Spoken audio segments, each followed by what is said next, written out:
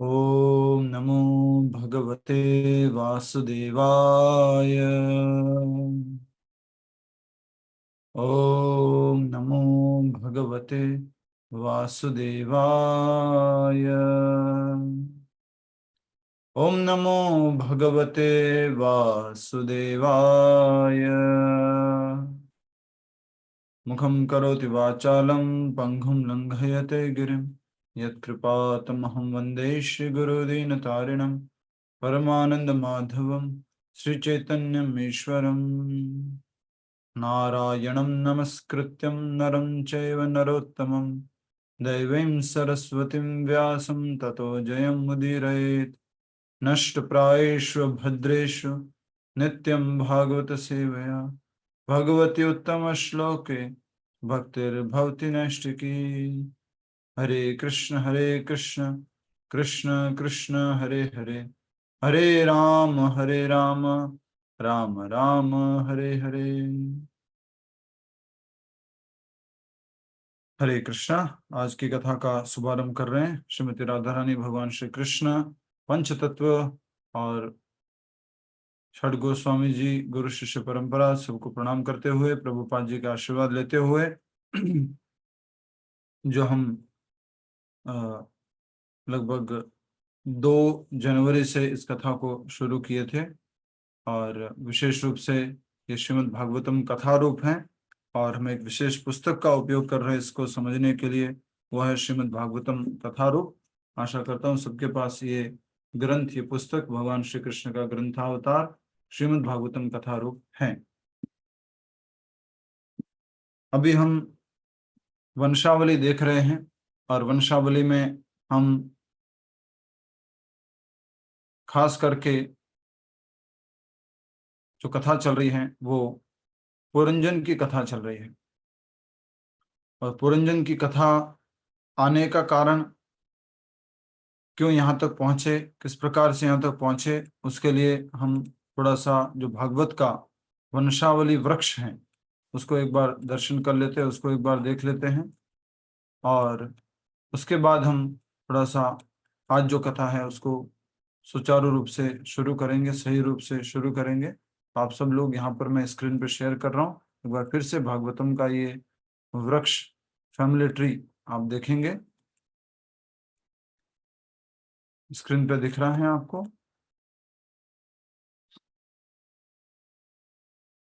हरे कृष्ण।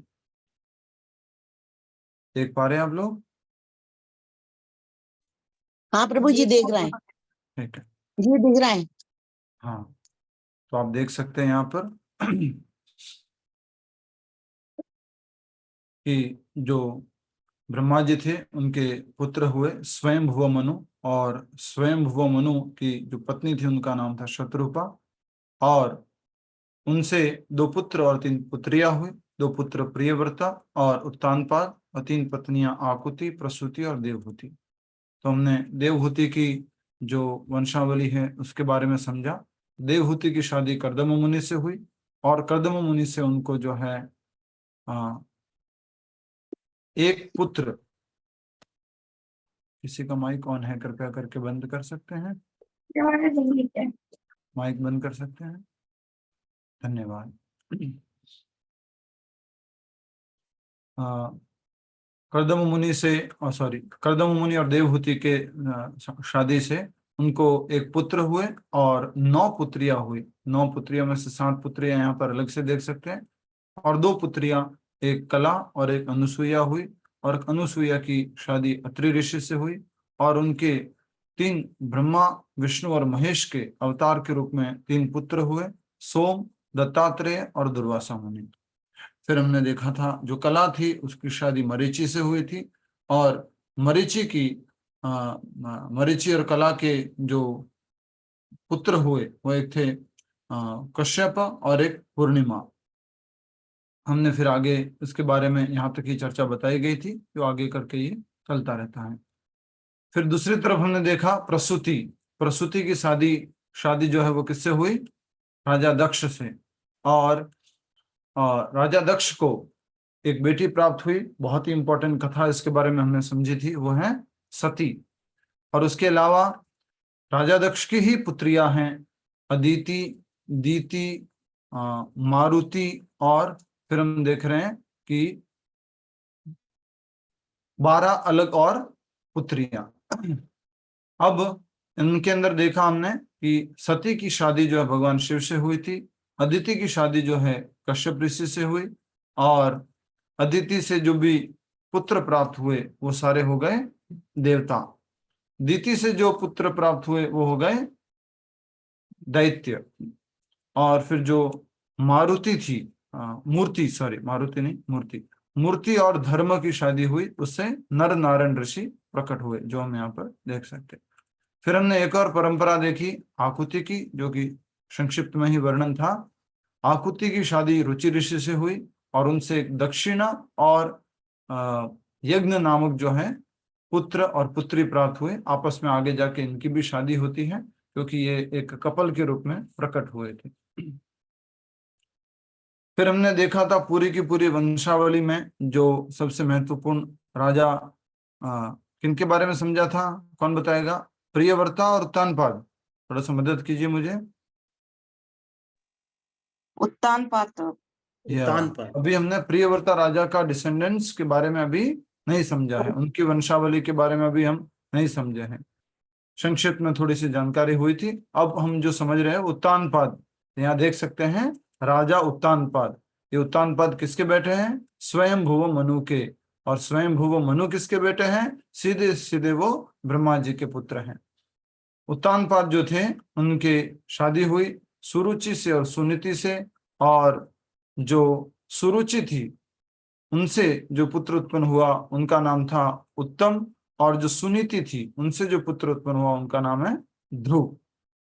ठीक है, क्लियर है यहाँ तक? यस नो प्लीज हाथ ऐसे कर दीजिए। यस मतलब हाथ ऐसे, सबको मैं देख पा रहा हूँ, कृपया करके यस। जो भी एक बार थोड़ा सा हमारा पूरा दोहरान हो जाएगा और हम वहां तक पहुंच पाएंगे जहां से आज शुरू करना है। फिर जो ये ध्रुव थे जो सुनीति के पुत्र हैं, उन्होंने तपस्या की और हम सबने देखा कि किस प्रकार से उनको 6 महीने की तपस्या के अंदर भगवान ने दर्शन दिया। तो एक बार थोड़ा सा दोहरान कर लेते हैं। प्रथम महीने में ध्रुव ने क्या तपस्या की? प्रथम महीने में ध्रुव ने क्या तपस्या की? कोई एक जना बता दीजिए। प्रथम महीने में ध्रुव ने क्या तपस्या की? कौन बताएंगे? हरे कृष्णा प्रभु जी। हाँ शिखा माता जी बताइए।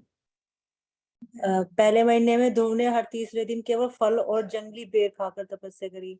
फिर दूसरे महीने में प्रभु जी छठे घास और सूखे पत्ते खाए। फिर तीसरे महीने में और हर नौवे 6 महीने दिन बाद। हाँ जी प्रभु जी। हाँ, और दूसरे फिर महीने में हर 6 दिन बाद घास और पत्ते, घास और अ, पत्ते, यस। और फिर तीसरे और हर 9वें दिन बस थोड़ा सा पानी पिया। तीसरे और महीने में हर 90 दिन थोड़ा पानी पिया, यस।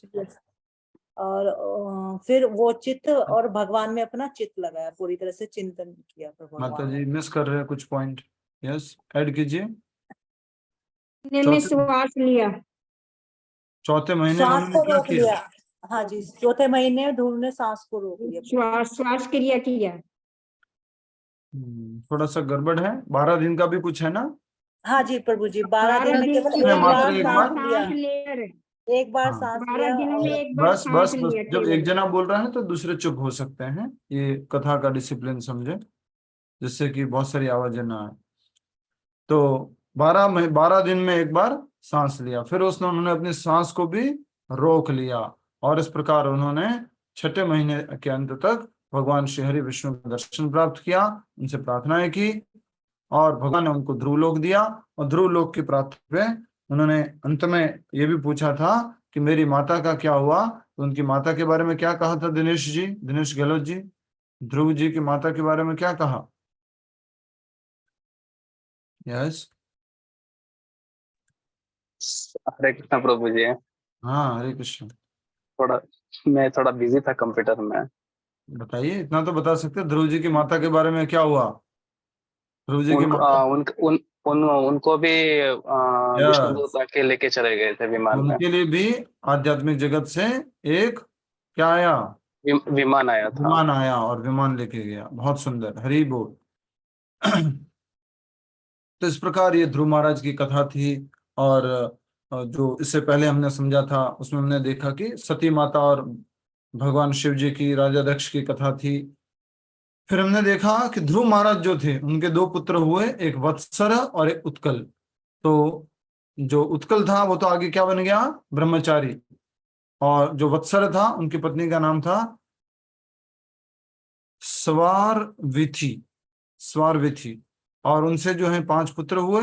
और एक जो है पुष्पार्णा जो है एक और पुत्र हुए। इस प्रकार पुष्पार्णा से 5 और पुत्र हुए। और फिर व्युत्स हुए। और फिर उनके पुत्र के रूप में सार्वतेजा हुए। और सार्वतेजा के पुत्र हुए चाक्षुष मनु। दोबारा से मनु आ चुके हैं, चाक्षुष मनु जो छठे मनु हैं। और चाक्षुष मनु के 11 एक पुत्र हुए और एक हुआ उल्मुख।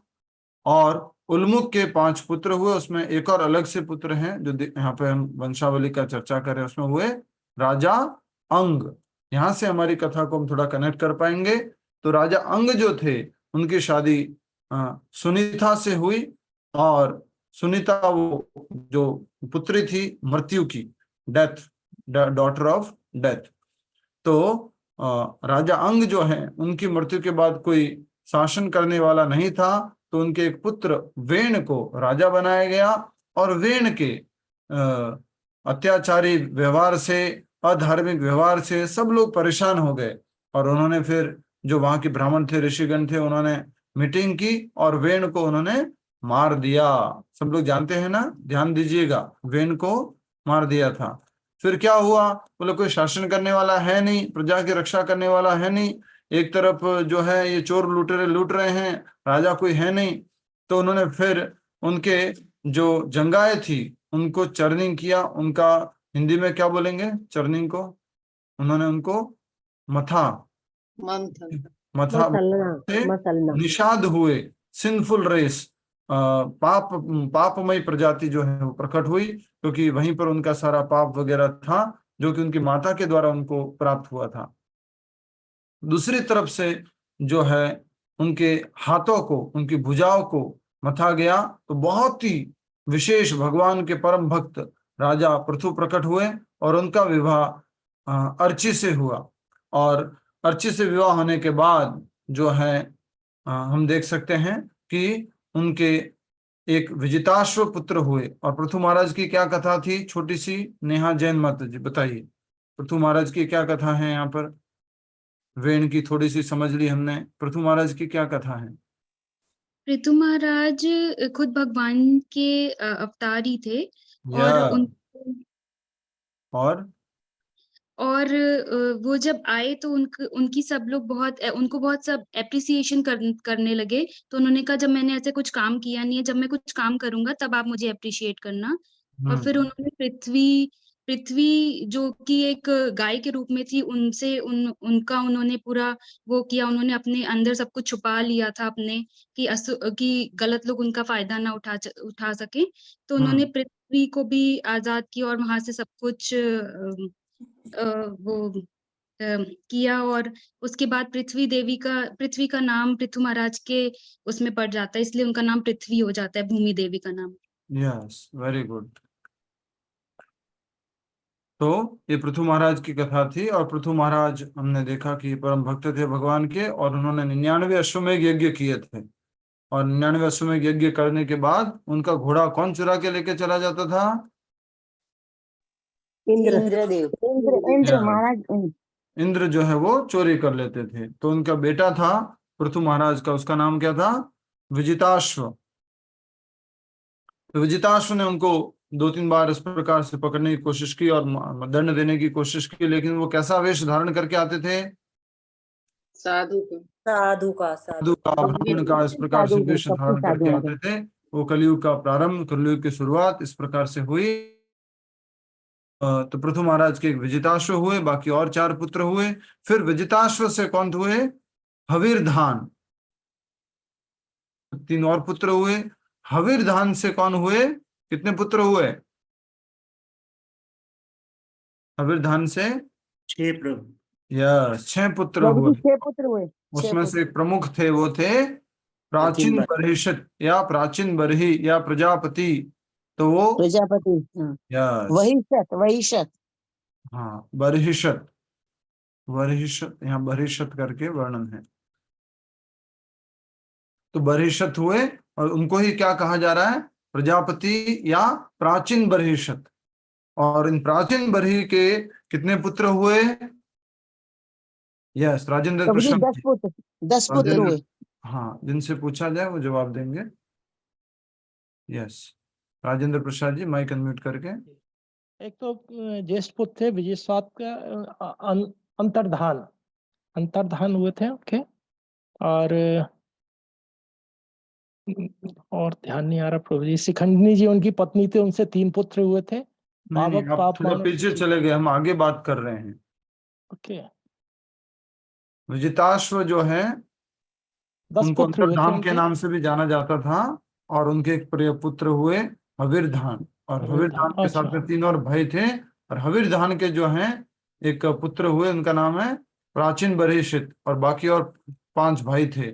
और आपको मालूम होगा तो हविर्धान की पत्नी थी, उनसे इन अग्निदेव खुद आकर्षित हो गए थे, ये सब हमने समझा था। तो फिर ये प्राचीन बर्हिषित जो थे, इनके कितने पुत्र हुए? 9 कि 10 कि 11? 10 पुत्र। 10 प्रभु जी पुत्र हुए। प्रचेता कहलाते हैं। माता जी प्लीज, जब पूछा जाए तब। तो 10 पुत्र हुए, और इन 10 पुत्रों को किस नाम से जाने जाने लगा, जैसा माता जी ने बताया, प्रचेता। और प्रचेता ये सब लोग कहाँ चले गए फिर? 10 के 10 चले गए थे कि 9 चले गए थे, 8 चले गए थे?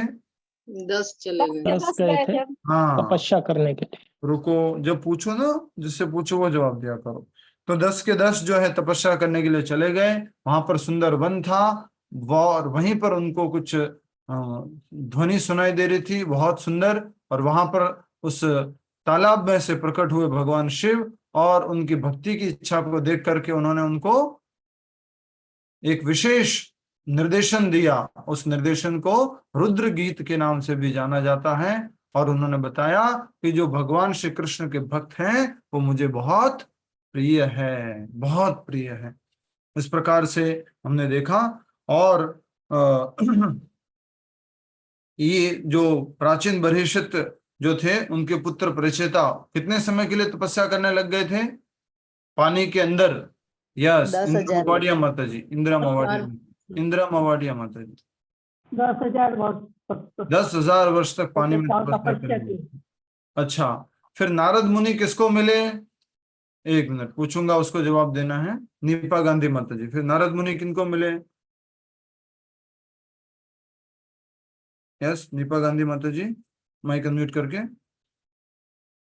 हरे कृष्णा। यस, बताइए। प्रेम जी बताइए, प्रेम नाम के व्यक्ति ने माइक प्रभु जी अनम्यूट। प्राचीन महाराज को मिले। यस, प्राचीन बर्हिषित से मिले। और प्राचीन बर्हिषित को उन्होंने देखा कि वो किसमें लगे हुए थे? कर्म कांडीय या कर्म कांडीय अलग अलग प्रकार के आह्वान में लगे हुए थे, यज्ञों में लगे हुए थे। एक यज्ञ पूरा होता नहीं था कि दूसरा यज्ञ उसकी तैयारी शुरू है, फिर तीसरा, फिर चौथा।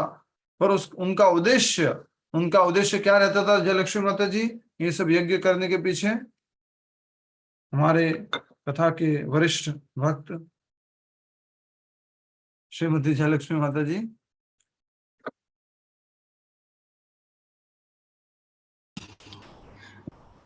यस, बताइए जल्दी से। नहीं प्रभु जी,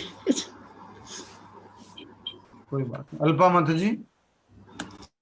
भौतिक इच्छाएं पूरी करने का भौतिक इच्छाएं पूरी करने का, बट वेरी इंपॉर्टेंट पॉइंट ये है कि वो पशु बलि चढ़ाते थे, पशुओं की बलि देते थे। पशु की बलि चढ़ाने के कारण नारद मुनि वहां पहुंचे, और नारद मुनि उनको जो है निर्देश देने लगे। और बहुत बड़ा निर्देश दिया उन्होंने कि हे राजा प्राचीन बर्हिषित, तुमने जिन जिन पशुओं की बलि चढ़ाई है इस यज्ञ में, ये देखो कि ऊपर की तरफ तुम्हारे सारे के सारे मृत्यु के बाद ये सारे के सारे जानवर तुम्हारा इंतजार कर रहे हैं, और ये तुम्हें नोच खाएंगे, ये तुम्हें कष्ट देंगे तुम्हारे शरीर को अलग अलग प्रकार से।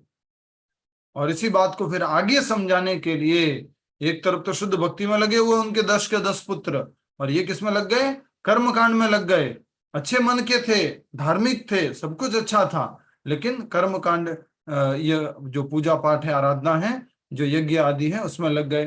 तो नारद मुनि ने फिर उनको कहा कि मैं तुम्हें एक इसी प्रकार से कथा सुनाता हूं। और वो कथा किसकी सुनाने लग गए? उन्हीं की कथा है, प्राचीन बरेशित की ही कथा है, लेकिन दूसरे नाम से बोलते हैं कि once there was a king, एक बार एक राजा था। और वो राजा कौन था? पुरंजन। पुरंजन। जी जी जी, ठीक है।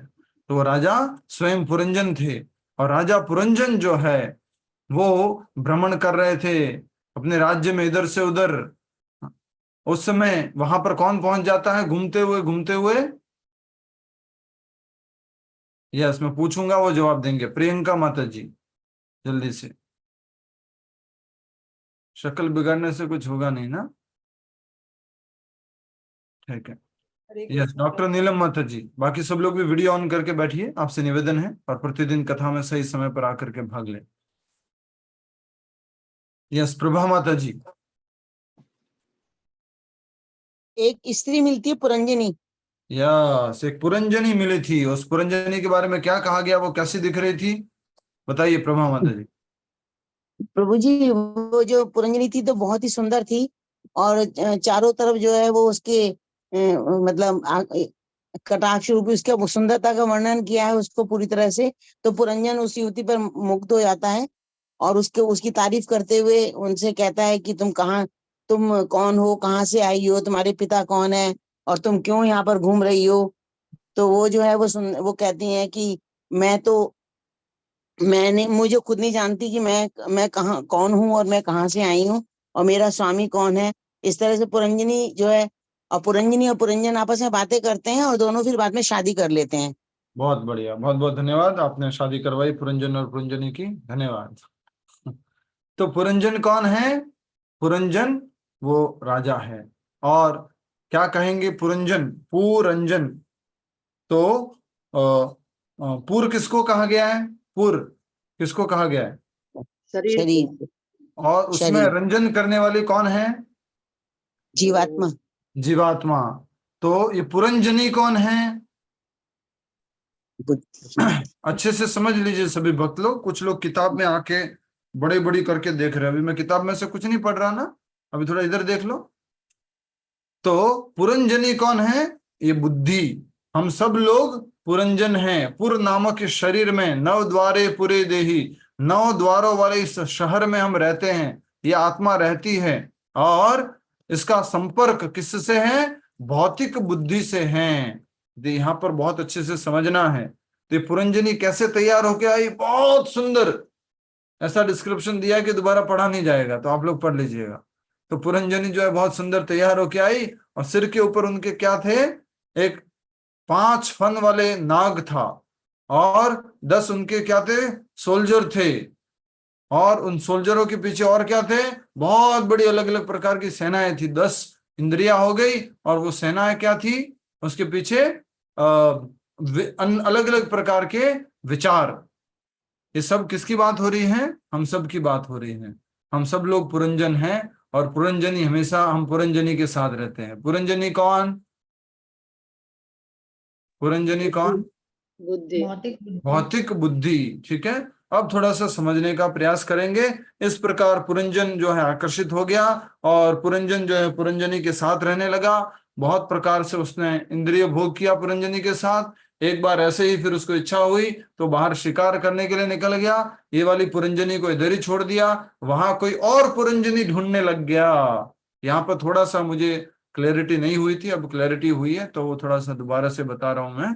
थोड़ा सा फिर से इसको याद कीजिएगा कि जो बाहर वो पुरंजनी ढूंढने के लिए गया, बाहर कोई स्त्री को हंट करने के लिए गया, शिकार करने के लिए गया, वो क्या था कि अपनी पत्नी के अलावा और किसी को ढूंढने के लिए गया था, वो इंद्रिय भोग के लिए। लेकिन जब उसको दिमाग में आया, उसकी ओरिजिनल पत्नी की याद आई, तो वो जंगल से वापस छोड़ करके वापस कहाँ आ जाता है? अपने घर पे आता है, और घर पे देखता है कि पुरंजनी तो वो नाराज होकर के पड़ी हुई है। फिर उसको जो है थोड़ा मनाने की कोशिश करता है। फिर पुरंजन भी तैयार होता है, पुरंजनी भी तैयार होते हैं, वो दोनों भोजन करते हैं। और बहुत समय, अधिक समय तक एक दूसरे के साथ रहते हैं, इंद्रिय भोग में लिप्त रहते हैं। फिर यहाँ तक हमारी ये ये कहानी हो गई थी, आज हम उसके आगे बढ़ रहे हैं, यहाँ तक हो गई थी। तो बहुत ही महत्वपूर्ण जो बात बताई जा रही है यहाँ से देखेंगे। आपके अनुसार कहाँ से शुरू होनी है, कौन सा पैराग्राफ है? प्रभु जी यहाँ से होना है। नारद मुनि ने कहा, हे महाराज प्राचीन वरिष्ठ, आपके ही समान राजा पुरंजन भौतिक इच्छाओं के जंजाल में फंसा प्रभु हुआ है। जी 116 पेज प्रभु जी। प्रभु जी वन क्वेश्चन इज एक मिनट माता जी, एक मिनट। तो हम शुरू, शिखा माता जी गलत बता रहे हैं, कौन बताएगा? प्रभु जी मेरी बुक में 116 पेज है प्रभु जी। पेज नंबर से मतलब नहीं है ना, पैराग्राफ। पैराग्राफ सही बता रहे हैं प्रभु, सही बता रहे हैं। सही बता रहे हो। नारद मुनि से शुरू होगा। हाँ जी, नारद मुनि ने कहा, हे महाराज ध्यान शरीर में यहाँ कहाँ विचरण करते समय। नारद मुनि सही है प्रभु जी। सही है प्रभु। हरे कृष्णा प्रभु जी। रुकिए रुकिए रुकिए रुकिए। ध्यान शरीर। नारद मुनि ने कहा, हे महाराज प्राचीन वरिष्ठ, यहाँ से। हाँ Yes, प्रभु। से start अच्छा, होता है। मेरे अनुसार तो ये पीछे वाला भी होना था कि उनके 1100 पुत्र है और 110 पुत्रियां, ये भी नहीं हुआ था। वो करा दिया, जल्दी करा दिया। अच्छा ठीक है, शिखा माता जी ने सही बताया, मैं गलत था, मुझे याद नहीं था, आपने सही बताया माता जी। ठीक है, हरे कृष्णा। क्या प्रश्न था, बीच में पूछ सकते हैं, बताइए। हरे कृष्णा प्रभु जी जब पुरंजन जो है वो चला गया था अपनी पत्नी भौतिक बुद्धि को छोड़कर दूसरे, मतलब उससे उबने के बाद चला गया, तो क्या वो शुद्ध बुद्धि के साथ मतलब रहना चाहता था, जैसे कि और भौतिक ज्यादा सुखों के ऊपर और ज्यादा कुबुद्धि के साथ रहना चाह रहा था। तो इसको और तीन ज्यादा प्रकार से, कुबुद्धि। हाँ, तो इसको इस प्रकार से समझिएगा। एक तो हो गई धार्मिक पत्नी, तो उसकी धार्मिक पत्नी तो थी पुरंजनी, अब वो अधार्मिक पत्नी के पीछे भाग रहा था, अपनी अपनी धार्मिक पत्नी को छोड़ गया। धार्मिक पत्नी मतलब समझ रहे हैं, नियम के अनुसार, रीति रिवाज के अनुसार शादी हो चुकी है और पत्नी के रूप में स्वीकार किया है। भले वो है, उसके आध्यात्मिक जीवन में बाधा है, लेकिन है कैसी पत्नी, बोलो? धार्मिक पत्नी है। धार्मिक पत्नी है। तो यहाँ पर शब्द, 3 शब्दों का अर्थ समझिएगा। फिर वो है अधार्मिक पत्नी की, अधार्मिक तरीके से अलग स्त्रियों के पीछे अलग प्रकार से शिकार करने के लिए वो जाता है। फिर उसको बुद्धि आती है, फिर वापस अपनी धार्मिक पत्नी जो पुरंजनी है, जो उसकी भक्ति में बाधा है, जो बुद्धि उसकी धार्मिक बुद्धि है, सही बुद्धि है, जो इस शरीर के साथ में मिली है, लेकिन वो बुद्धि उसके भक्ति में बाधा है, उसके पास वापस आता है, उसके साथ रहता है, उसके साथ भोग करता है। लेकिन प्रभुपाद जी आगे बताते हैं, इसको इस तरह से बताते हैं कि यस, एक व्यक्ति को अपनी पत्नी के साथ रहना चाहिए, लेकिन इतना ही काफी नहीं है। प्रभुपाद जी कहते हैं कि मात्र पत्नी के साथ रह करके वो जीवन यापन करता रहे, ऐसे इंद्रिय भोग में लगा रहे, तो वो एक तरह से परधर्म की बात नहीं कर रहा है। धर्म स्वनिष्ठतः पुंसा विश्वक्षेन कथा रुचि ही। विश्वक्षेन में, भगवान श्री कृष्ण में की कथा में अगर कोई रुचि नहीं है, तो ऐसा धार्मिक होना भी काम का नहीं है। समझ में आ रहे हैं कि मात्र बुद्धि के साथ रहे, भौतिक बुद्धि के साथ रहे। वो बुद्धि कैसी थी, उसको खाली भोग में लगाने वाली थी। जैसे कहा जाता है कि शादीशुदा पत्नी के साथ आप रह सकते हैं, भोग कर सकते हैं, वो चलो ठीक है, परमिटेबल है, तो वो पर फिर वो भी तो उसकी भक्ति में, उसके आगे बढ़ने में बाधा बन रहा था। तो यहाँ पे कहा जाए परो धर्म, ऐसा धर्म उसको स्वीकार करना होगा अब, जो कि उस पत्नी से भी उसको मुक्ति दिलाए और उसको वो आगे बढ़ जाए। तो वो बुद्धि कौन सी होगी, वो पत्नी कौन सी होगी? एक होगी अधार्मिक, एक होगी धार्मिक, और एक कैसी होगी? आध्यात्मिक या परो धार्मिक। तो वो जो है शुद्ध बुद्धि है, आध्यात्मिक बुद्धि है। तो हमने यहाँ तक देखा था, आप लोगों ने सही बताया कि इंद्रिय भोग वगैरह में लिप्त रहे। इस प्रकार से पुरंजन अपनी पत्नी की बाहों में लेटा रहा, और स्त्री को प्रमाद भी कहा जाता है। और प्रमाद का एक अर्थ है प्राणों का संचार करने वाली, शक्ति प्रदान करने वाली, और दूसरा उसका अर्थ है पागल करने वाली। तो आगे बताया कि दूसरे शब्दों में एक सुंदर पत्नी उत्थान तथा पतन दोनों का कारण बन सकती है। उत्थान का कारण कैसे बनेगी? सही बुद्धि दे करके, सही सहयोग करके, उसको भक्ति में आगे लगाते हुए। और पतन का कारण कैसे बन सकती हैं? उसको भोग में लगाकर। यस, उसको अपनी तरफ आकर्षित करके, उसकी सत्व गुण की बुद्धि को, उसके सत्व गुण को अपने अंडर में रख करके, जोरू का गुलाम बना करके, उस प्रकार से जो है वो पुरंजनी जो थी वो अपने राजा पुरंजन को अपने वश में रखती थी। फिर हमने देखा कामुक चित्त से के साथ पुरंजन ने अपनी पत्नी पुरंजनी के गर्भ में 1100 पुत्र और 110 पुत्री उत्पन्न की, और इस प्रकार उसकी युवा अवस्था ऐसे बीत गई मानो एक क्षण ही बीता हो, क्षणार्धम, आधा क्षण। इंद्रिय भोग में कैसे समय निकल जाता है मालूम नहीं पड़ता। यस और नो? और भागवतम क्लास में समय कैसे निकलता है वो मालूम, बोलो, पड़ता है। अच्छा अभी तो 3:41 ही हुआ है, 4 कब बजेगा? प्रभु जी इसमें भी नहीं मालूम पड़ता।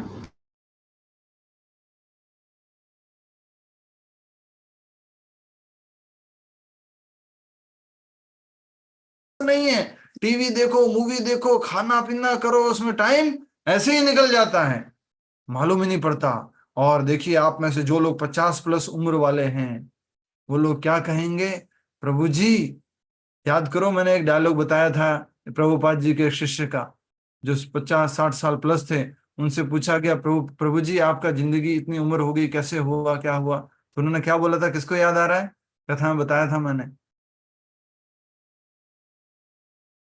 मेरे जीवन के 50-60 साल ऐसे निकल गए।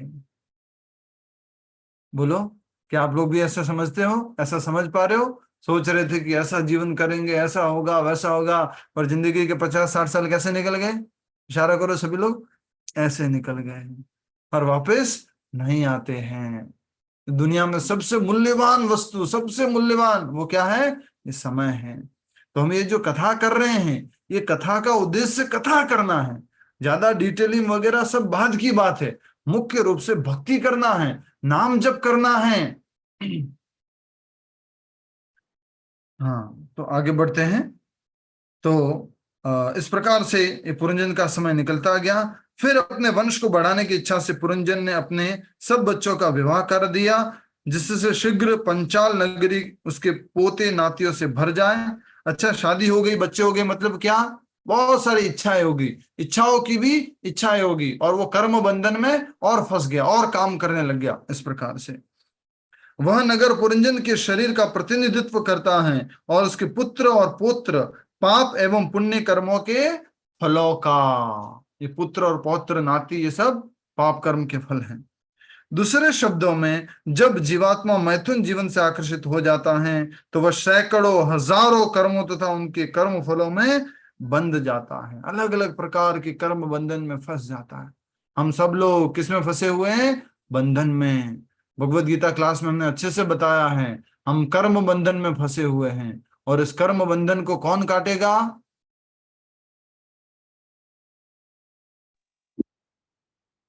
हरि नाम, कृष्ण माता भक्ति, जी कौन काटेगा?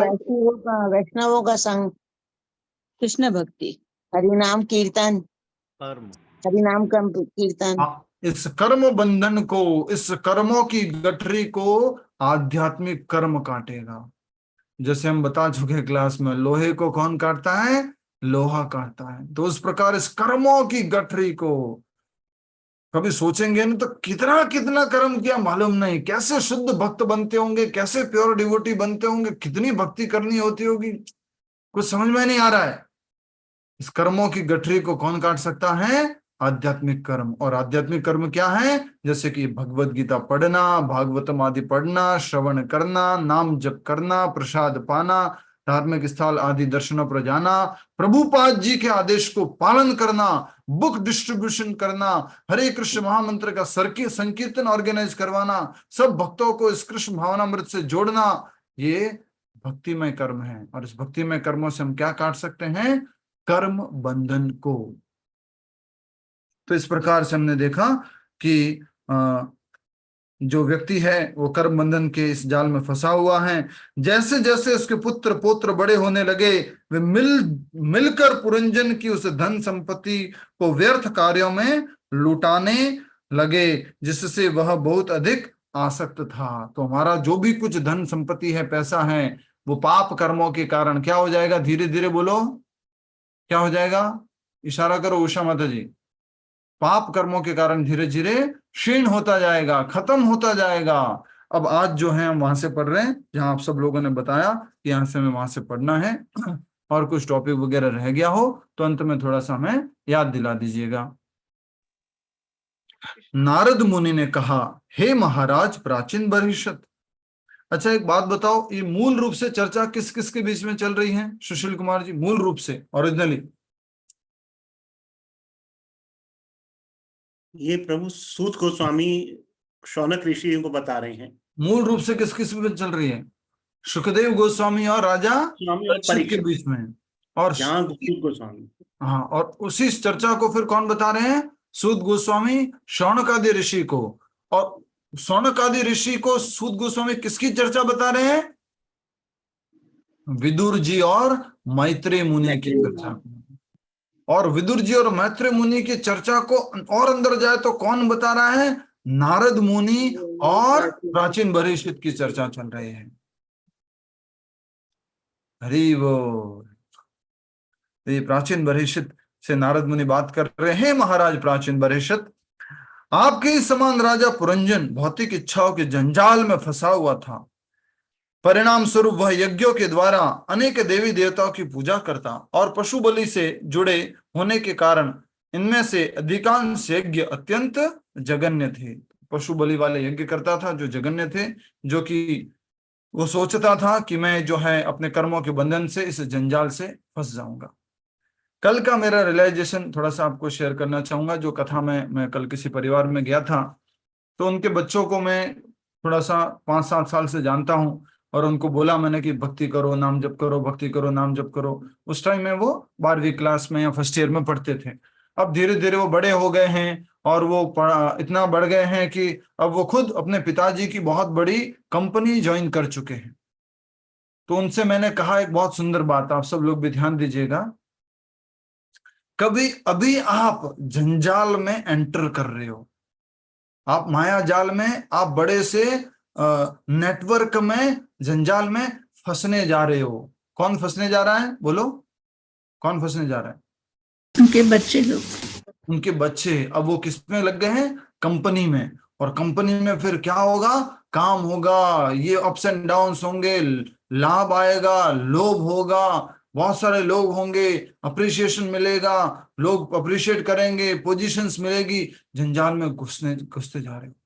तो जो कृष्ण भावनामृत में लोग होते हैं वो क्या करते हैं? एटलीस्ट अपने बच्चों को इस तरह से तैयार करते हैं। मान लीजिए अगर वो जंजाल में घुस भी रहे हैं, तो जंजाल में घुसते हुए ये सिखाते हैं कि उनसे मुक्त कैसे रहना है।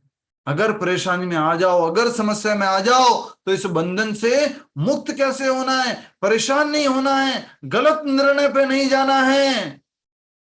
अगर मात्र आप बिना कृष्ण भावनामृत के जंजाल में प्रवेश करोगे तो फंस जाओगे, और तुम्हारे जीवन में क्या क्या आक्रमण करेंगे? Stress, anxiety, depression, pressure, work pressure. सुबह उठते ही देखना कि क्या स्टॉक मार्केट में रेट चल रहा है कंपनी का, रात भर कॉल, ये वो, प्रॉब्लम सॉल्यूशन, नेटवर्क में फंस चुके हैं। इसलिए कौमारम आचरेत प्राग्नो, बोलो सभी लोग, कौमारम आचरेत प्राग्नो। कौन बोल रहे हैं? प्रहलाद महाराज। 5 वर्ष की उम्र से ही हमें ये सब सिखा देना है, क्योंकि जब वो जंजाल में प्रवेश करेगा, जब वो जंजाल में प्रवेश कर रहा होगा, तो उनको कौन मदद करेगा? बोलो, ये संस्कार मदद करेंगे।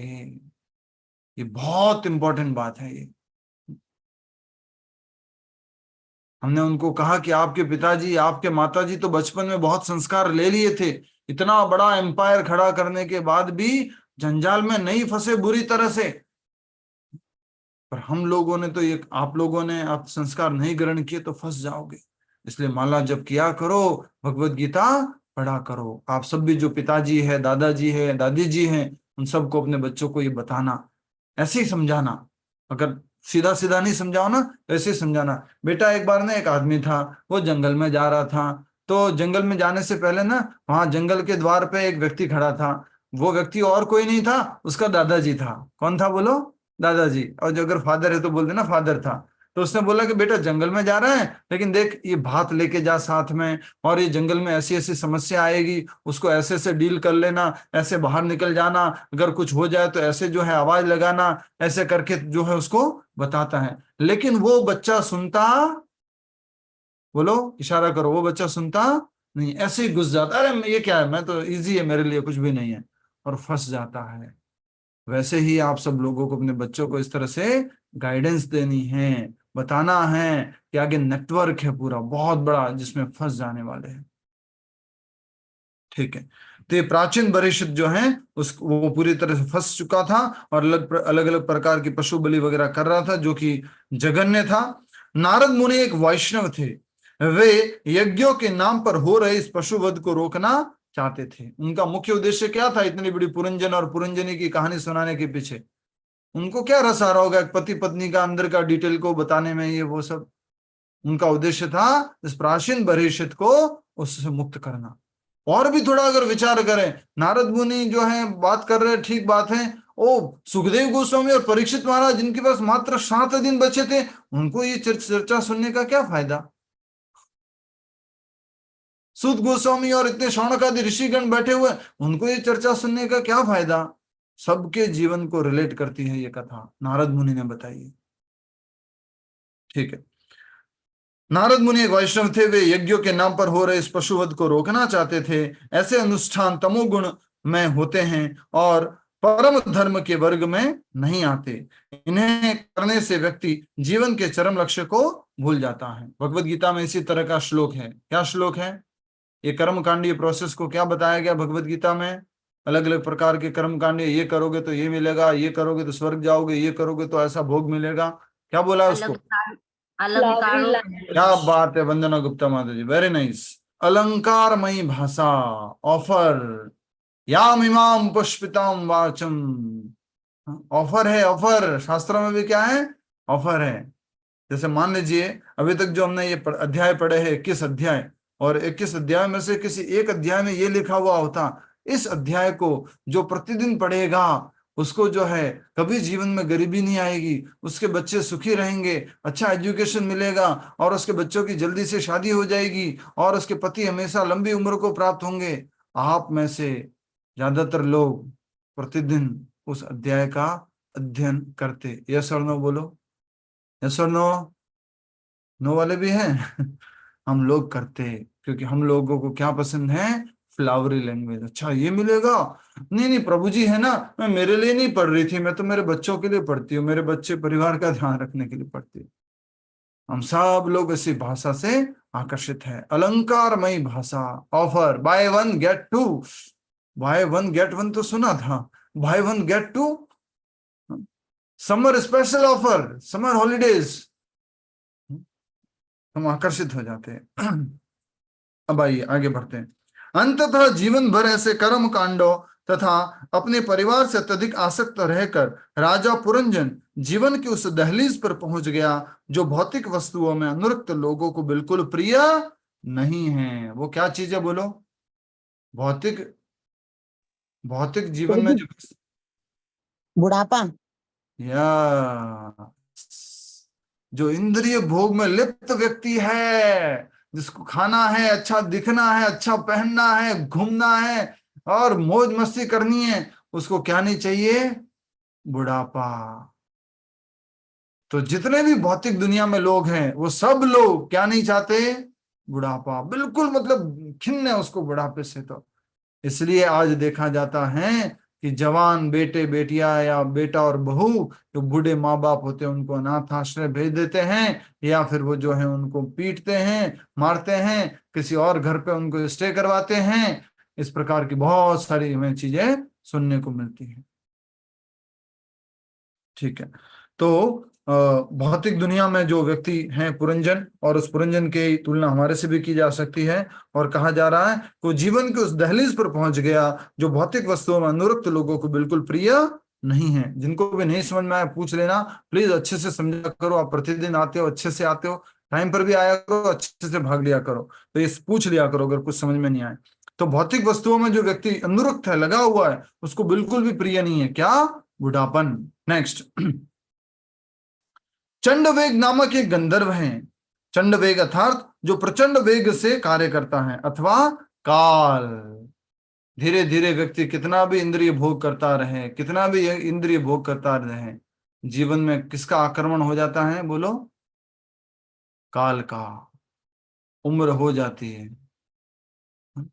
कितना भी ट्राई करो कि चलो बॉय कट बाल रखेंगे, बाल मेरे हमेशा काले रहेंगे, झुर्रियां नहीं पड़ेगी, सर जो है गंजा नहीं दिखेगा आगे से या साइड से, टकला नहीं होगा, सफेद बाल नहीं आएंगे,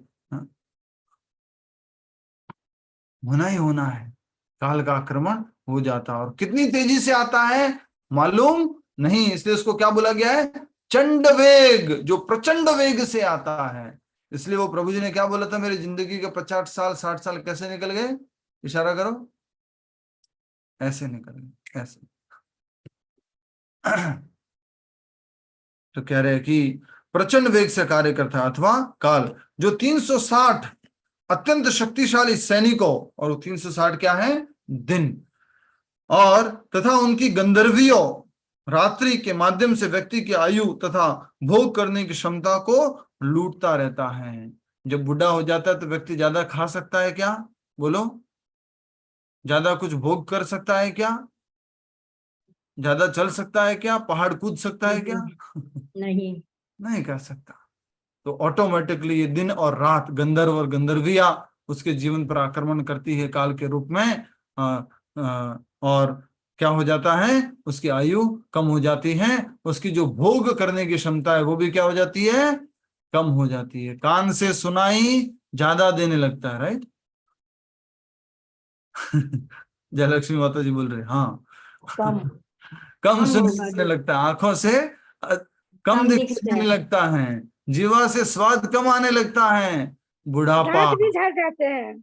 हाँ, दांत भी झड़ जाते हैं। दांत भी झड़ जाते हैं। वाह मंजू मुरारका माता जी, काठमांडू वाले, नेपाल वाले, बढ़िया से। तो कल हम एक बहुत बड़े व्यापारी के पास गए थे, गुड़गांव में, DLF फेज 2 के व्यापारी थे, उनका खुद का ही बड़ा सा टावर वगैरह है।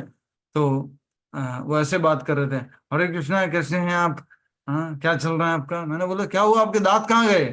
बोले दांत तो सारे टूट गए, अब नए दांत बनवाए हैं, आर्टिफिशियल दांत, वो आ रहे हैं। तो उस टाइम में रियलाइज कर रहा था मैं स्वामी प्रभुपाद जी को, कि प्रभुपाद जी 72, 73, 74, 82 ईयर्स की एज तक भी अपने मुख्य दांतों को वगैरह स्ट्रांग रखे हुए थे, और कुछ दांत उन्होंने सोने या चांदी के लगवाए थे प्रभुपाद जी ने। सोचो, और प्रभुपाद जी उतने उम्र में इतना भारत से बाहर जाकर के प्रचार कर रहे थे। उन व्यक्ति से पूछा मैंने, आपके लुधियाना वाले प्रोजेक्ट का क्या हुआ? प्रभु जी मुझे मालूम है मेरे से संभाला नहीं जाएगा, अब मेरी उम्र हो गई है 72, 73, और मेरा बेटा संभालेगा नहीं, मैंने वो बेच दिया। और इधर देखो स्वामी प्रभुपाद 72, 73, नया प्रोजेक्ट, नया प्रोजेक्ट, नया टेम्पल, नया प्रोजेक्ट, नया मिशन, नया फार्म हाउस, नया मंदिर, एक के बाद एक 108 मंदिरों की स्थापना कर दी। तो इस प्रकार से ये दिन और रात ने आक्रमण किया। 360 और 360 कितने हो गए? 740। ठीक है, प्रभु 720। 720। अच्छा 720 होते हैं, ठीक है ठीक। जब चंडवेग और उसके इन अनुयायियों ने पुरंजन की नगरी पर आक्रमण किया तो पंचफनी नाग उसके बचाव में खड़ा हुआ। पंचफनी नाग कौन था? पांच प्राणवायु, अपान, व्यान, समान, उदान, ये 5 प्राणवायु जो थी वो उसका विरोध करने के लिए खड़ी हो गई। नहीं, शक्ति है मेरे ऊपर, अभी बुढ़ापा क्यों आ रहे हो मेरे जीवन में? नहीं, मैं बुढ़ा नहीं हुआ हूं, अभी तो मैं जवान हूं। ऐसे करके वो बताना चाह रहा है, दिखाना चाह रहा है।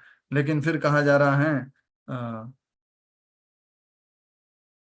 थोड़ा सा कुछ याद आ गया, किसका फोन आया था मालूम नहीं, किसी का तो आया था, हाँ एक माता जी का फोन आया था। वो माता जी बोल रहे थे, प्रभु जी मेरे सन इन लॉ का 30वां बर्थडे है, तो कृपया करके आप पूजा करवा देंगे 1 तारीख को? मैंने कहा हाँ माता जी। तो प्रभु जी सही बताऊं तो एक्चुअल में 40th बर्थडे मनाते हैं, सेलिब्रेट करते हैं। मैंने कहा अच्छा माता जी, तो आप 30वां क्यों करवा रहे हो? बोले प्रभु जी मुझे मालूम नहीं कि 10 साल बाद मैं जिंदा रहूंगी कि नहीं। कौन अटैक कर रहा है? गंधर्व और गंधर्विया चंडवेग, और आयु को हर रहे हैं, शक्ति को हर रहे हैं।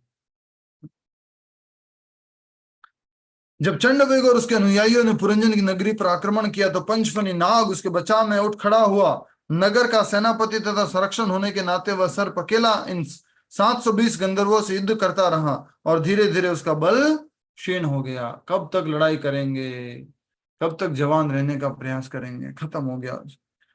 जब राजा पुरंजन और उसके मित्रों एवं प्रजा अर्थात शरीर के अंगों ने यह देखा तो वह गहरी चिंता में डूब गए। इसी बीच राजा वृद्धावस्थक नामक इसी बीच जरा वृद्धावस्था नाम की काल कन्या तीनों लोकों में अपने लिए एक उपयुक्त पति की खोज में थी। ये हमेशा ढूंढती रहती है। काल कन्या कितनी है? ये जरा नाम की काल कन्या कितनी है? बोलो कितनी है? बोलो तृप्ति माता जी, माइक कौन है आपका? कितनी है जरा नाम की काल कन्या? बताओ तृप्ति माता जी। प्रभु जी अभी तो याद नहीं आ रहा, क्या क्या प्रश्न है प्रभु जी? जरा नाम की काल कन्याएं कितनी हैं? सुशील जी, जरा नाम की काल कन्याएं कितनी हैं? प्रभु एक ही होएगा ना, बुढ़ापा तो एक ही होएगा। अनगिनत है, और ढूंढती रहती है अपना सूटेबल हस्बैंड। अर्थात अब ये बूढ़ा होने वाला, अब ये बूढ़ा होने वाला, अब ये बूढ़ा होने, ऐसे करके सब्जेक्ट ऐसे कह सकते हैं। जरा करके एक है,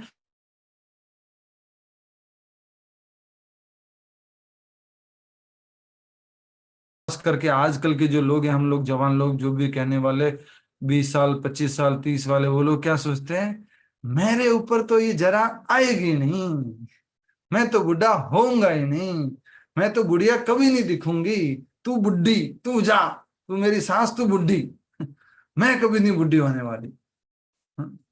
हर किसी को बुढ़ापन आना ही आना है। किसी को कह दो ना, वो कहता बुढ़ा होगा तेरा बाप। हाँ, बुढ़ा होगा तेरा बाप।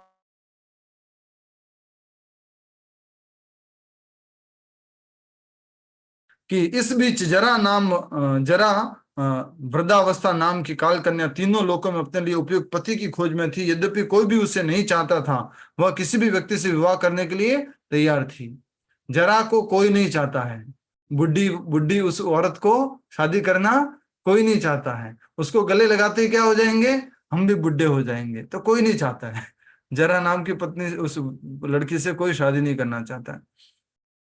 नारद मुनि ने प्राचीन बरेशित से कहा, एक समय जब वे ब्रह्मलोक में से पृथ्वी पर आ रहा था, जब मैं ब्रह्मलोक से पृथ्वी पर आ रहा था तो मुझे मार्ग में यह जरा मिली। जरा कौन? उर्मिल माता जी, जरा कौन? बुढ़िया। हाँ माता जी पूरा अच्छे से बोल रहे हैं। वृद्धावस्था। हाँ, वृद्धावस्था। ये जो काल कन्या है, जो बुढ़ी औरत थी, जरा थी, काल कन्या थी, वो जो है नारद मुनि को मिलती है। नारद मुनि एकदम जवान ब्रह्मचारी नैष्ठिक उनको मिलते हैं। और वो जरा नाम की जो ये काल कन्या, वो क्या कहती है, यह जानते हुए कि मैं अखंड ब्रह्मचारी हूं, वह अत्यधिक कामुक हो उठी।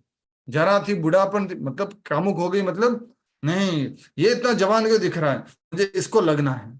तो जरा नाम की बुढ़िया क्या कहती हैं, मुझसे विवाह करने की याचना करने लगी। मैं आपसे शादी करने चाहती हूँ, हे नारद मुनि, आप बहुत अच्छे ब्रह्मचारी हैं, आप नैष्ठिक ब्रह्मचारी हैं, आप ताकतवर हैं, मैं आपसे शादी करना चाहती हूँ। होता क्या है, यह जानते हुए कि परंतु जब मैंने उसका निवेदन ठुकरा दिया तो क्रोधवश उसने मुझे शाप दे दिया।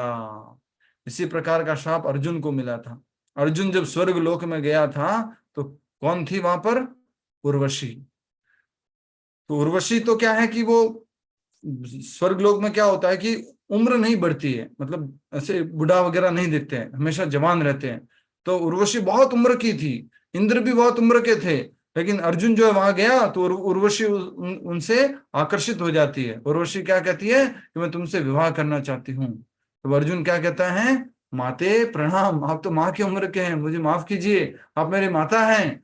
तो उर्वशी उनको श्राप देती हैं कि तुमने मेरा प्रस्ताव ठुकराया है। उर्वशी का कोई प्रस्ताव ठुकराता है? जरा का प्रस्ताव कोई ठुकरा दे समझ में आता है, उर्वशी का कोई प्रस्ताव ठुकराता है क्या? तो इस प्रकार से जो है उर्वशी उनको श्राप देती है। क्या श्राप देती है बोलो? लतिका माता जी बताएंगे, इनको सब मालूम है कथा। उर्वशी ने क्या श्राप दिया? प्रभु जी हमें लतिका नहीं माता याद, जी, लतिका माता, नहीं याद। अभी हम क्या चर्चा कर रहे हैं? वृद्धावस्था की। अच्छा, अभी किसकी कहानी सुन रहे थे? रुको रुको रुको।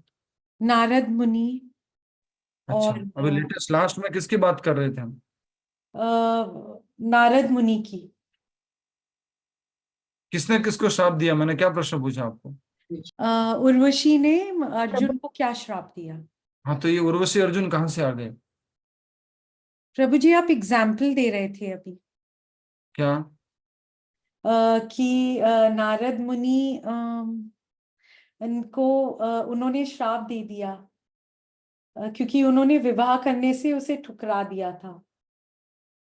कोई बात नहीं, ठीक, ध्यान से श्रवण कीजिए। मैं बताऊं प्रभु जी? हाँ ठीक है, बताइए विवेक जी। प्रभु जी उसको नपुंसक बनने का श्राप दिया था एक साथ। यस, तो कथा चल रही है कि जरा जो है, सॉरी मैं भी I have just reached Ajmer, drive कर रहा था मैं, सॉरी प्रभु। वेरी नाइस, ड्राइव करते हुए श्रवण कर रहे हैं आप। तो इस प्रकार से जो नारद मुनि को जरा नाम की उस स्त्री ने अप्रोच किया, तो नारद मुनि ने मना कर दिया, तो जरा ने उनको श्राप दे दिया। क्या श्राप दे दिया? कि तुम किसी भी स्थान पर लंबे समय तक नहीं रह पाओगे। तो नारद मुनि को 2 बार ये श्राप मिला। एक बार किसने श्राप दिया? प्रजापति दक्ष ने दिया। आएगी कथा ये भी। तो नारद मुनि क्या करने लग गए? हरि बोल, इतना लंबा जंप किया ना, हरि बोल, और प्रचार करने का मौका मिलेगा। तब मेरे परामर्श से वह यमनराज भय के पास गई और उसके सामने विवाह का प्रस्ताव रखा। यमनराज कौन है? यमराज। उनके पास गए और नारद मुनि ने बोला, देखो मैं तो शादी नहीं करूंगा, तुम किसके पास जाओ? यमराज के पास जाओ। भय से मिलने पर जरा ने कहा, यमनराज को भय को कहा, हे वीर पुरुष, तुम अस्पर्शयो में सर्वश्रेष्ठ हो, अर्थात तुम्हें भय को कोई स्पर्श करना नहीं चाहता है, मृत्यु को कोई नहीं चाहता है। मैं तुमसे प्रेम करने लगी हूं। अभी थोड़ी देर पहले नारद मुनि अच्छे लग रहे थे, अब कौन अच्छा लग रहा है? बुढ़ापा, जगह नहीं मिले तो जाए किधर, किसी को तो पकड़ना है।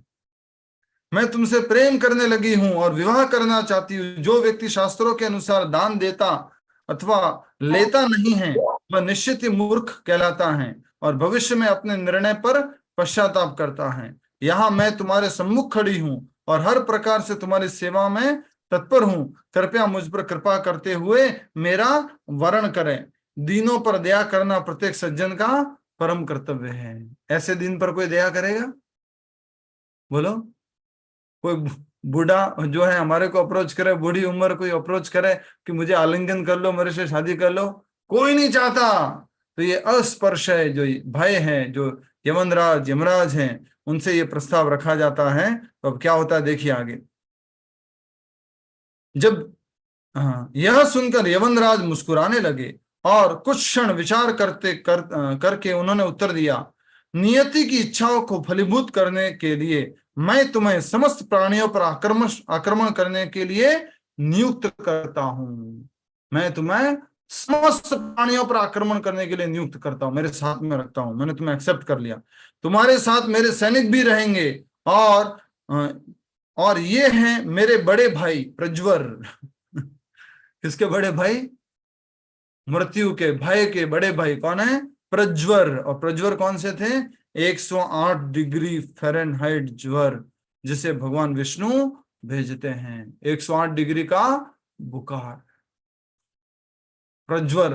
तो जब बुढ़ापन आता है तो साथ में क्या आता है? मृत्यु आती है तो साथ में क्या आता है? बोलो। ज्वर, बुखार आता है, ज्वर आता है। तो जी मृत्यु के समय शरीर का तापमान बहुत बढ़ जाता है ना? यस। तुम इन्हें अपने पति रूप में चुन सकती हो। तुम मेरी तरफ तो आ जाओ, मेरी सेना में तो आ जाओ, लेकिन पति रूप में किनको स्वीकार करो? मेरे बड़े भाई को। और बड़े भाई कौन है? बड़े भाई कौन है? हाँ, प्रज्वर, बुखार। यवनराज भगवान श्री कृष्ण की सेवा करना चाहते थे और इस परिस्थिति का लाभ उठाते हुए उन्होंने जरा काल कन्या को चारों ओर भेजना आरंभ कर दिया। वृद्धावस्था में जब व्यक्ति पर दौर्बल्य का आक्रमण होता है तो वह मृत्यु से भयभीत हो जाता है। बहुत इंपॉर्टेंट बात लिखी है, पढ़ो। जितने भी यहाँ से 50 साल से ऊपर व्यक्ति लोग हैं वो कृपया करके इस बात को बार बार पढ़ो। जो 50 होने वाले हैं 1 साल में 2 साल में, वो भी पढ़िए इस बात को अच्छे से। जो 15 साल बाद 50 होने वाले वो भी पढ़ लीजिए। जो 20 साल बाद 50 होने वाले वो भी पढ़ लीजिए। क्या लिखा है देखो, बहुत इंपॉर्टेंट लिखा है बात कि वृद्धावस्था में जब व्यक्ति पर दौर्बल्य का आक्रमण होता है तो वह मृत्यु से भयभीत हो जाता है। उसका शरीर दुर्बल हो जाता है, शरीर में जो शक्ति नहीं रहती, सारी शक्तियां क्षीण हो जाती है, तो उसको किसका भय लगता है? मृत्यु का। फिर कहा जा रहा है, इस प्रकार जरा उसे आध्यात्मिक जीवन की ओर बढ़ने की प्रेरणा देती है। राजेंद्र प्रसाद जी, कितनी महत्वपूर्ण बात है ये, बताइए जरा। उसको आध्यात्मिक जीवन क्या बताया, मतलब बहुत इंपॉर्टेंट बात है प्रभु जी। कि बुढ़ापन आखिरकार प्रेरणा देना चाहिए कि अब मेरे शरीर में शक्ति नहीं रही, अब मेरा आंख, कान, नाक, दांत कड़कड़ कड़कड़ सब हो गया है, सब बजने लग गया है, अस्थि पंजर हिलने लग गया है, तो मुझे किधर की तरफ जाना है? भक्ति की तरफ जाना है। लेकिन आजकल के मॉडर्न युग में प्रभुपाद जी बोलते हैं, nowadays 70-year-old man is going to bar, pub, holding a glass of wine in hand, wearing suit, boot, tie, hat, going to clubs, watching naked dance. This is the civilization. ये प्रभुपाद जी के strong शब्द है, यहाँ इस बात को note कीजिए। वृद्धावस्था किसकी तरफ मोटिवेट करनी चाहिए? भक्ति की तरफ, आध्यात्मिक जीवन की तरफ। पर ये लोग आजकल के प्रतिदिन बोले 200 ml पीता हूँ, 100 ml पीता हूँ, बाहर जाता हूँ, पब जाता हूँ, पार्टी जाता हूँ, अलग अलग प्रकार की सिनेमा देखता हूँ, न्यूज़पेपर पढ़ता रहता हूँ, दिन भर न्यूज़पेपर पढ़ता हूँ, दिन भर टीवी देखता हूँ। गलत सिविलाइजेशन है। प्रभुपाद जी यहाँ पर बता रहे हैं कि जीवन में आगे बढ़ने की प्रेरणा देता है बुढ़ापन, न कि भौतिक भोगों में लिप्त होने की प्रेरणा देता है। तो आज की ये शिक्षा है, विशेष करके यहीं पर हम समाप्त करेंगे, फिर आगे हम कल पढ़ेंगे, चर्चा करेंगे। पढ़ के आइएगा, और कुछ पॉइंट रह गया हो तो भी नाम जप के बाद हमें बता दीजिएगा। किसी का कोई भी इनपुट हो, अगर मान लीजिए आपको, सभी लोग ध्यान से सुनिए जो मैं अभी बोलने जा रहा हूं, आपको अगर ऐसा लग रहा है कि इस क्लास में एक चीज ये भी ऐड कर दे तो बहुत अच्छा हो जाएगा, या ये ऐड कर दे और भी अच्छा हो जाएगा, ये ऐसे समझाने का तरीका हो जाए तो और अच्छा हो सकता है, आप सबके अपने अपने सजेशंस हो सकते हैं। अगर सबके सामने बोल सकते हो, ऐसा सजेशन दे सकते हो, मोस्ट वेलकम। नहीं हो पाता, आपको लग रहा है सबके सामने क्या बोलना, मुझे पर्सनली भेज सकते हो। मैं चाहता हूं कि और अच्छे से इसको इम्प्रूव करें। मेरे को भी इम्प्रूवमेंट करना है बहुत अधिक, और मैं इम्प्रूवमेंट करते करते करते मैं प्रभुपाद जी की सेवा अच्छे से करना चाहता हूं। आप लोगों का फीडबैक, आप लोगों का जो इनपुट है वो बहुत सराहनीय है, वो प्रेरणादायक होगा। आइए बात करनी जी है। जी प्रभु जी, मैं तकरीबन 2.25 साल से जी, हरे कृष्ण मूवमेंट से जुड़ा हुआ हूँ। अरे कोटा वाह, में। इतने और कम समय में इतनी प्रोग्रेस, बहुत सराहनीय है। हरि बोल। मेरा एक छोटा सा निवेदन था प्रभु जी जी, कि हम नाम जप करते हैं हाँ, मॉर्निंग में मंगला के टाइम में 5 बजे से 7 बजे तक 16 माला पूरी कर लेते हैं हम। और पर कई बार ये देखा जाता है कि जप करते वक्त कई बार तो जप बहुत अच्छा होता है, नो डाउट, मतलब फुल कंसंट्रेशन से होता है। और कई बार माइंड इधर उधर भागने लगता है, फिर पकड़ के लाने की कोशिश करते हैं, फिर किसी दूसरी तरफ भागने लगता है, फिर लाने की कोशिश करते हैं। तो कई बार ऐसा लगता है जैसे मैकेनिकली हो रहा हो, ये जैसे मन चला जाता है, शब्द हमारे बोल रहे हैं, होठ हिल रहा है, और जब मन इधर उधर चला जाता है तो वो श्रवण चूक जाते हैं, उससे श्रवण चूक जाता है। तो बहुत कोशिश करते हैं, काफी करने की कोशिश भी करते हैं, पर कई बार असफल हो जाते हैं इसमें। और मधु पंडित जी के जो इस पे नाम जप के ऊपर कई जो लेक्चर्स हैं उनको सुनने से काफी कुछ इम्प्रूवमेंट होता भी है, पर वो कांस्टेंट नहीं रह पाता प्रभु जी। अब या तो अनर्थ निवृत्ति नहीं हो पा रही है, कुछ इतने ज्यादा अनर्थ भरे हुए हैं, या क्या कारण है, वो थोड़ा सा कई बार लगता है। मैं कई बार हमारे जो भक्त सेवक प्रभु जी हैं या कोटा में जो हैं उनसे भी चर्चा की है इस बारे में। वो बस कॉन्स्टेंटली है। अब इसको कैसे इम्प्रूव कर सकते हैं? हो सकता है बाकी सब बहुत अच्छी तरह से चलता हो, पर मेरे साथ जो प्रॉब्लम है वो मैं सबके सामने इसलिए रख रहा हूँ कि ऐसी प्रॉब्लम औरों के साथ भी हो सकती है और उसका जवाब सबके लिए फ्रूटफुल होगा। तो इसके बारे में थोड़ा सा हमको गाइड करें प्लीज, कि इसमें कैसे हम इम्प्रूवमेंट लाएं। हम हमारी तरफ से प्रयास करते हैं, पर उन प्रयासों में वो सफलता नहीं मिल पाती जो हम सोच के चल रहे हैं कि नहीं इसको इस लेवल तक लेके आना है। हरे कृष्ण। ये प्रश्न ऐसा है जो सबका ही है, मेरा भी है, आज भी मेरा है, 20 साल बाद भी शायद मेरा रहेगा ये प्रश्न, क्योंकि हम सब लोग इस समस्या से जूझ रहे हैं। और जैसा कि हमने प्रभुपाद जी के प्रवचन में सुना है कि मन जो है अंत समय तक हमें परेशान करेगा, मृत्यु समय तक परेशान करेगा, हमें बस इसको एंगेज करना है। तो प्रभुपाद जी ने एक सिंपल सा फॉर्मूला दिया है, एंगेजमेंट। इसको फ्री नहीं छोड़ना है, एंगेज करके रखना है।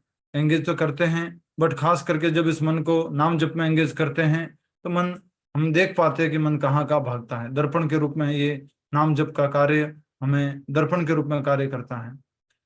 यस, जैसा मधु पंडित प्रभु जी ने अपने डिटेल्ड लेक्चर्स में बताया है, सोलफुल नाम जप में बताया है, मैं तो क्या बताऊंगा उनके सामने। उन्हीं की शिक्षाओं से हम समझ रहे हैं सारा कि हमें जो है बैकग्राउंड काम भी करना होगा। ये हर क्षण इस बात का ध्यान रखना होगा कि अब मैं जो काम कर रहा हूं मुझे यही काम करना है। अभी हर समय अलर्ट रहना होगा, अवेयर रहना होगा। ऐसा नहीं होगा कि पूरा दिन भर तो हम जो मल्टीटास्किंग, मल्टी अवेयरनेस ये सब कार्य करते रहें और जब 16 माला का जप करने का समय आए तो मात्र 16 माला में ध्यान लगा पाए, ये मुश्किल है। पूरे दिन का दिनचर्या इस प्रकार से होना है कि हम जो है 16 माला के समय अपना मन अच्छे से नाम जप में, नाम जप श्रवण में लगा पाए। पर हम सब लोग बुरी तरह से, बुरी आदतों से, इन आदतों से परेशान है। मल्टीटास्किंग की, अलग अलग समय पर अलग अलग कार्य करने की, मल्टीटास्किंग नाम की कोई चीज होती नहीं है। एक ही समय पर एक ही ध्यान लगता है, ये भी सत्य बात है। अगर आप एक काम करते हो दूसरे काम करने की कोशिश कर रहे हो तो कहीं से आपका ध्यान हट चुका है। एक समय में एक ही जगह ध्यान रहता है। पर हमने अपनी इस मशीन को, जो शरीर रूपी मशीन है, इस मशीन में ये जो सॉफ्टवेयर है, मन रूपी सॉफ्टवेयर, इन सबको हमने गलत ट्रेनिंग दे रखी है बचपन से। और बचपन से क्या, कई जन्मों से गलत ट्रेनिंग दे रखी है। उस कारण से अब हम कुछ समय से जो ये अभ्यास कर रहे हैं उसमें हमें ये समस्या आ रही है, बाधा आ रही है, बार बार परेशानी हो रही है। और जो परम उत्तर के रूप में जो आपने बोला था वही उत्तर है इसका, कि जब तक हम कृष्ण प्रेम को जागृत नहीं कर लेंगे तब तक हम ये कितने भी टेक्निक्स अपनाते रहे, अलग अलग प्रकार से मन को एकाग्रचित करने की, अपनाते रहना, कंटिन्यू करना होगा। जिस दिन एक बार भी प्रेमोदय हो गया, नाम जप में हमें पूरा सा आस्वादन आने लग गया, रुचि आने लग गई, फिर जो है हमें ये मन जो है परेशान नहीं करेगा। अभी तो हम जितने भी टेक्निक्स अपनाते हैं प्रभुपाद जी के आदेश वगैरह पर, वो अभी हमारी अवस्था के अनुसार, अशुद्ध अवस्था के अनुसार ये टेक्निक्स है, ये ट्रिक्स है। जिस माइंड को, जैसे कि माइंड हमें धोखा देता है तो हमें माइंड को धोखा देना है। प्रभुपाद जी ऐसे बोलते हैं, माइंड हमें धोखा देता है तो हमें माइंड को चीट करना है, चीट योर माइंड। तो जो टेक्निक है वही बताई गई है, चैंट लाउडली एंड हियर। जब भी मन भागे तो उसको जोर से बोलो और सुनो। बट जो आपने कहा उस बात का उत्तर आपने भी रियलाइज किया होगा कि प्रभु जी कभी कभी तो अच्छी होती है, कभी अच्छी नहीं होती। उसका कारण और कोई नहीं है, हमारे पिछले दिन के कार्य और उसके रिलेटेड विचार, या आज जो दिन में कार्य करने हैं उसके प्रति विचार, कुछ इस प्रकार की अवस्थाएं, तो उससे रिलेटेड वो चीजें जो हमें परेशान करती हैं। अगर वो संतुलित हैं, प्रतिदिन के कार्य संतुलित हैं, आज होने वाले कार्य संतुलित हैं, तो हमें मन में ये जो हमारी प्रॉब्लम, हम कहते हैं कि कभी कभी जब अच्छा होता है, मतलब अच्छा ध्यान लग जाता है और कभी नहीं लगता है, तो वो इस कारण से है जो पिछले दिन के कार्य हैं और आज दिन में जो आने वाले कार्य हैं उससे रिलेटेड हम जो परेशान रहते हैं, चिंतित रहते हैं, तो मन हमारा बहुत विचलित रहता है। जी जी प्रभु जी, थैंक यू। हाँ, तो कोशिश और भी करेंगे। बातें हैं, चर्चाएं हैं मेरे जीवन में, बार बार बीच में कभी कभी कथा में बताता था भगवत गीता में, तो बट यस, मधु पंडित प्रभु जी ने जो ने बताया है वही सॉल्यूशन है। संक्षिप्त रूप में मैं यही बता रहा हूँ कि वो जोर से बोलना है, वापस लेके आना है, जोर से बोलना है, वापस लेके आना है। प्रभु जी कब तक करना पड़ेगा ये? करना ही पड़ेगा। इसको थोड़ा सा और एग्जांपल वगैरह से रिलेट करें तो आप समझ सकते हैं कि एक तो खाना बनाना, एक कैसे बनाना कि बस ठीक है खाना बनाना, इसलिए बना लिया खाना, वही सब्जी डाल दी, उसमें वो जो भी है छौंक डाल दिया, सब कुछ कर दिया, बना दिया खाना, बनाना था बना दिया। नहीं, कोई बोला कि नहीं सीरियस नहीं है, बेस्ट नहीं है, तो उसके लिए तो आपको क्या करना पड़ेगा? एक दिन अच्छे से करने से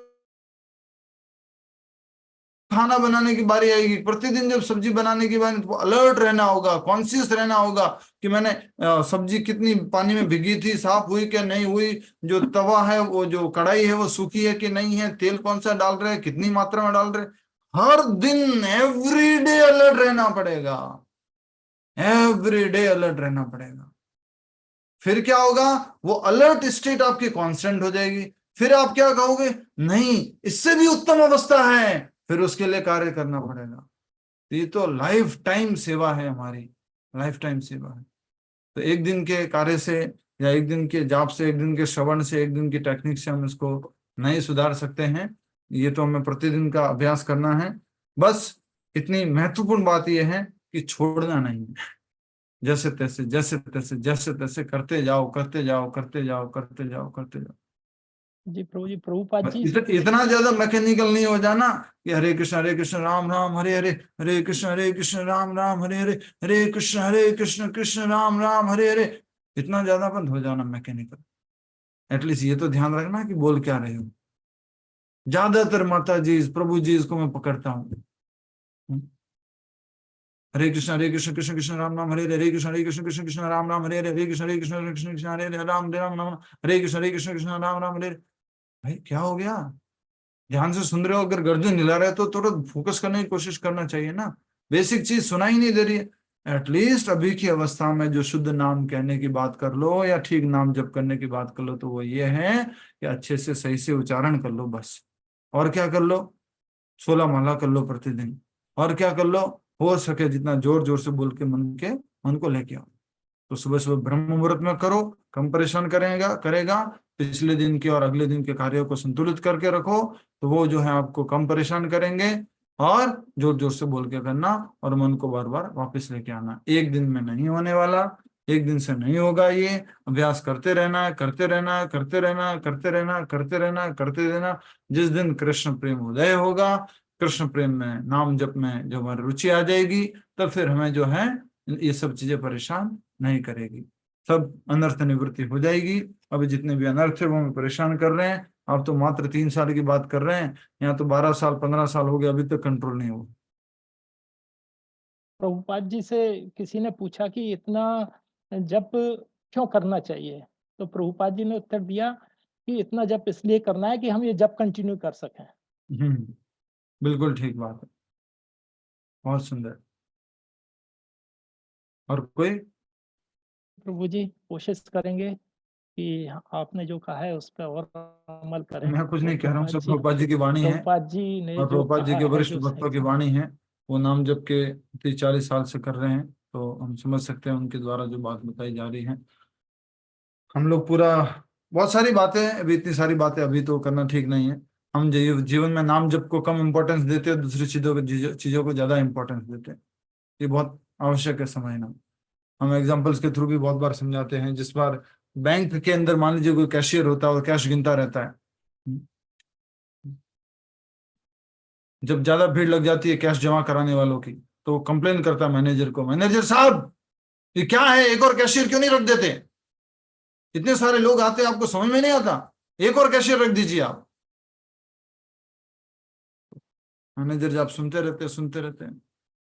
एक दिन मैनेजर साहब आते हैं और उस कैशियर से बोलते हैं, कैशियर, यस मैनेजर साहब क्या हुआ? आज के बाद जितने भी नोट तुम गिनोगे वो सब तुम्हारे। फिर पूछता है मैनेजर साहब, दूसरा कैशियर रखना है?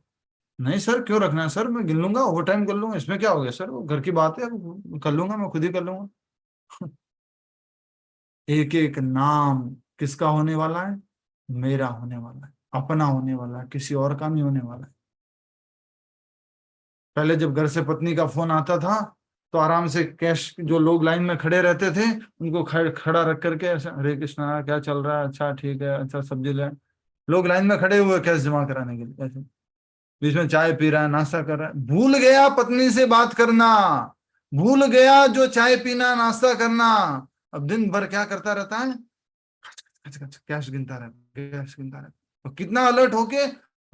100% अलर्ट होके, एक भी त्रुटि नहीं, एक भी गलती नहीं, परफेक्ट, एक के बाद एक। हरे कृष्ण कृष्ण कृष्ण हरे हरे, हरे राम राम राम हरे हरे, मेरा हो रहा है। हरे कृष्ण कृष्ण कृष्ण हरे हरे राम राम राम हरे हरे, मेरा हो रहा है। हरे कृष्ण कृष्ण कृष्ण हरे हरे राम राम राम हरे हरे, मेरा हो रहा है। हरे कृष्ण कृष्ण कृष्ण हरे हरे, मेरा हो रहा है। 16 माला इंटू 108 बार ये आपका नाम जप है, ये मेरा नाम जप है, ये हमारा नाम जप है। ये नाम धन हम कमा रहे हैं, ये किसी और के बैंक, स्पिरिचुअल अकाउंट में जमा हो रहा है, मधु पंडित प्रभु जी कहते हैं।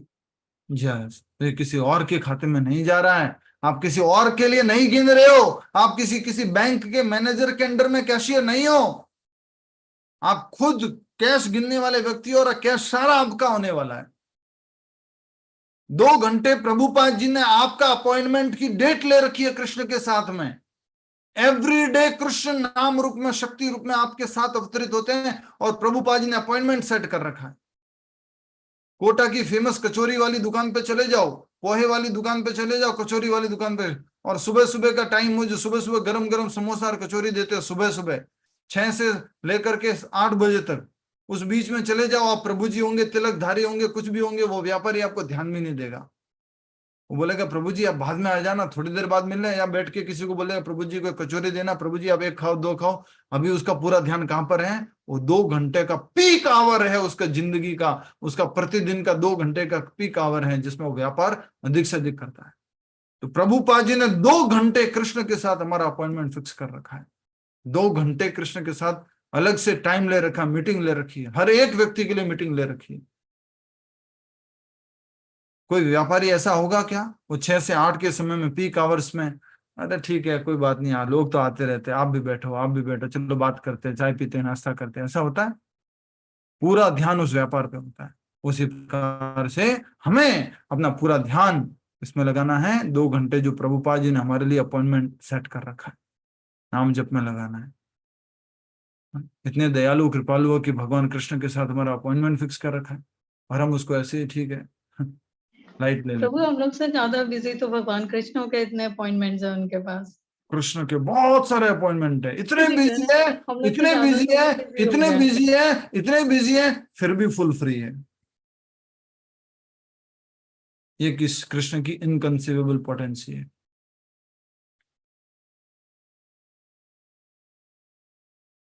ठीक है, तो ये 2 उदाहरण याद रखिएगा, और कल से पैसा गिन लीजिएगा अच्छे से। हरे कृष्ण प्रभु जी। एक भी नोट ऐसे ना निकल जाए, एक भी नोट। हरे कृष्ण कृष्ण कृष्ण कल हरे नहीं प्रभु जी, हरे आज राम राम राम हरे हरे।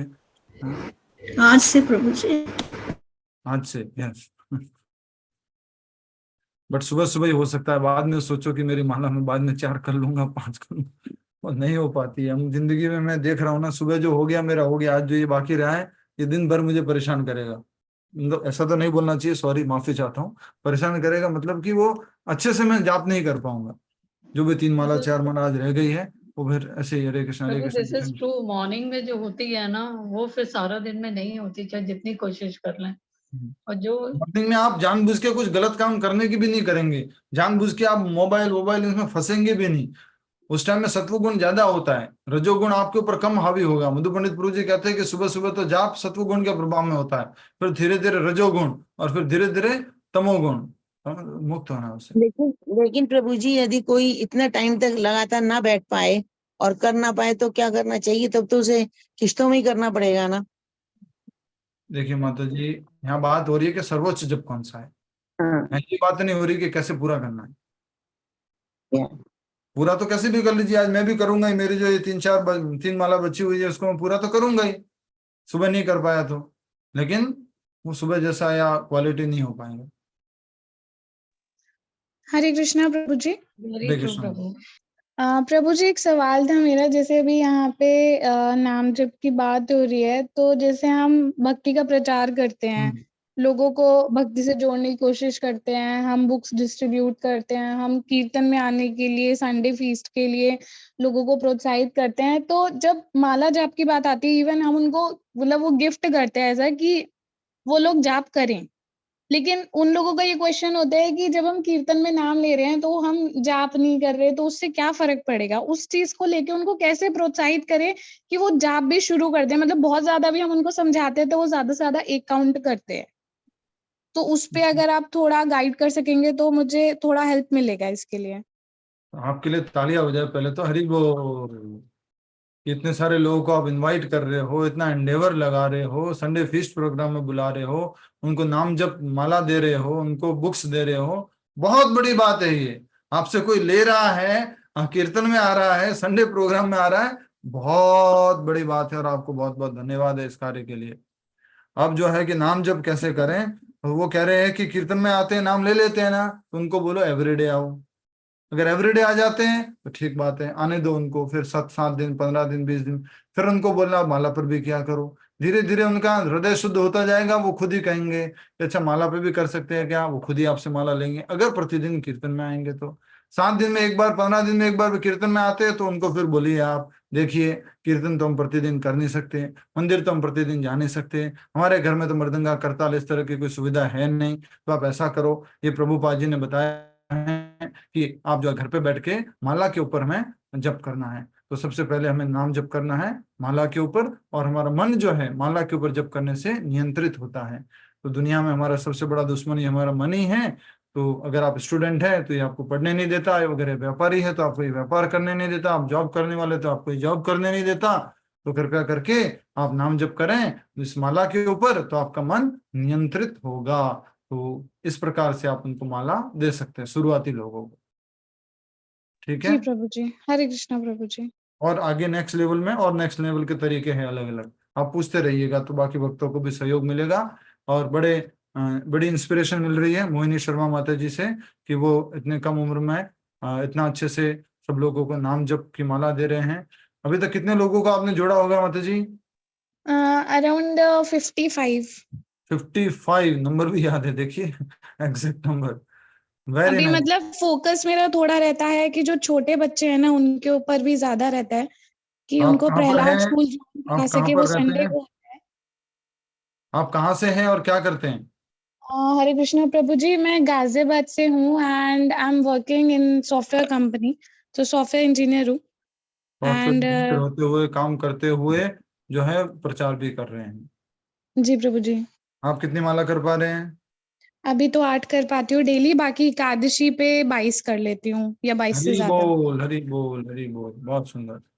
हरे कृष्ण। ठीक है, बहुत हरे बहुत कृष्णा प्रभु। धन्यवाद। इस प्रकार से उनको उत्साहित कीजिए कि नाम जप करते हैं, बहुत अच्छी बात है, आप आते हैं बड़ा अच्छा लगता है हमें, लेकिन आप एवरीडे तो नहीं आ पा रहे हैं। तो एवरीडे के लिए बोला गया है, आप स्टूडेंट है या छोटे बच्चे हैं, हमें अपने मन को नियंत्रित करना होता है, और मन नियंत्रित हो जाएगा तो हम अच्छे मार्क्स लेके आएंगे, हम अच्छा आगे बढ़ पाएंगे, अच्छा पढ़ाई करेंगे, कृष्ण कृपा करेंगे, कृष्ण साथ में रहेंगे, इसलिए माला पे क्या करें। ठीक है, और कोई जी प्रभु। किसी और का कोई प्रश्न है, कुछ पूछना चाहते हैं, कुछ चर्चा करना चाहते हैं? हरे कृष्ण प्रभु। हरे कृष्ण माता जी। प्रभु जी आपके यात्रा के बारे में कुछ बताएंगे हमें? आज तो समय अधिक हो चुका है, एक्सपीरियंस। और थोड़ा सा समय लेकर कभी बताएंगे। ठीक है प्रभु। और एक बात पूछनी थी प्रभु, हम कहीं भी धाम वगैरह में जाते हैं, यात्रा पे जाते हैं, तो बराबर सुबह ब्रह्म मुहूर्त में उठते हैं, लेकिन घर पे नहीं हो पाता है प्रभु। रोज ट्राई करती हूँ मैं, लेकिन नहीं हो पा रहा है मुझसे। तो तो एक उसका घर को धाम में ले लीजिए, समझना है वो कुछ? कैसे प्रभु? घर को अब अपना घर धाम में बना लीजिए। अच्छा, ओके ओके। हाँ प्रभु, वो तो भगवान की कृपा होगी तभी हो पाएगा। घर को धाम धाम में बना लीजिए, घर को खींच के धाम में लेके जाइए।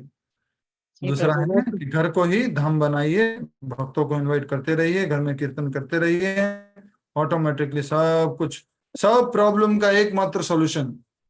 मैं ऐसा डॉक्टर हूँ, जस्ट हंसी मजाक के लिए बोल रहा हूँ, कि मेरे पास कोई भी समस्या लेके आओगे, एक ही दवाई लिख के देता हूँ सबको, भक्तों की संगति।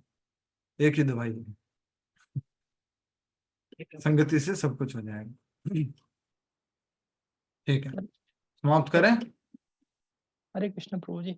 हाँ। मेरा एक एक्सपीरियंस था, अभी आपने मेरे को एक सेवा दी थी कॉल करने की। हाँ। तो उस कॉल के दौरान चलो ठीक है, जैसे भी लोगों से मिलना बात करनी हुई, कितने ने एक्सेप्ट किया नहीं किया वो एक अलग इशू है। एक प्रभु जी थे, उन्होंने मैंने उनको जो भी आपने बताया था, रिकॉर्डिंग भेजी, उसके हिसाब से उनको सारी चीज बताई। और फिर उन्होंने मेरे से क्वेश्चन पूछा कि क्या आप दीक्षित हैं? हाँ। मैं कहा नहीं, मैं अभी दीक्षित नहीं हूँ, मैंने आश्रय लिया हुआ है 16 माला का, मैं वो कर रहा हूँ अभी। तो फिर आप दीक्षा किससे लेंगे? हाँ। तो मैंने उनसे कहा कि मैं तो प्रभुपाद जी से दीक्षा लूंगा। तो उन्होंने क्वेश्चन किया कि प्रभुपाद जी आपके लिए आएंगे?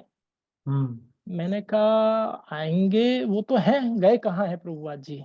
आज भी यही है, हम लोगों के बीच में ही हैं। फिर थोड़ा सा और डिस्कशन हुआ, और कि जिस तरह से आप के पिताजी हैं, दादाजी हैं, इस तरह से एक परंपरा चली आ रही है, तो उस तरह आप क्या प्रभुपाद जी उस परंपरा में हैं? मैंने कि मेरा जो गोत्र है वो उस परंपरा से आ रहा है जिसमें मेरे दादा बाबा थे, और वही गोत्र मेरे साथ लगेगा। तो मैं उन्हीं के साथ, उन्हीं के नाम से जाना जाऊंगा। तो वो मेरे लिए सबसे ज्यादा पूजनीय वो लोग हैं। तो वो थोड़ा सा कुछ बोलने लगे। फिर मैंने प्रभुपाद जी के आखिरी लेटर का उदाहरण दिया उनको। तो मैंने फिर ज्यादा चर्चा नहीं करी, और उन्होंने कुछ थोड़ा सा ऐसे ही बोला। मैं कुछ इसलिए नहीं बोला कि एक वैष्णव के प्रति कोई अपराध हो जाएगा, और मैंने उस बात को वहीं खत्म कर दिया। तो ये एक बड़ा अजीब एक्सपीरियंस मेरे साथ रहा एक प्रभु जी का। और मोस्ट प्रोबेबली शायद वो वृंदावन से ही थे, वो नंबर की लिस्ट में जो नाम था उनमें। और तो बड़ा अजीब लगा मेरे को कि ठीक है, इसमें तो अजीब लगने वाली बात नहीं है। अभी इस्कॉन में 2 भाग डिवाइड हो चुके हैं, और 2 भागों में से एक भाग जो है प्रभुपाद जी को ही गुरु के रूप में स्वीकार करते हैं, और दूसरा भाग प्रभुपाद जी के शिष्य को भी गुरु रूप में स्वीकार करते हैं। तो हाँ, जिनको जिस प्रकार की श्रद्धा, जिसको जिस प्रकार का भाव, उनको जैसा मानना है मान सकते हैं, हमें कोई विरोध नहीं है उनसे। लेकिन प्रभु जी, प्रभुपाद जी ने तो अपने बात किसी भी शिष्य को मतलब हरे कृष्णा कृष्णा कृष्णा कृष्णा हरे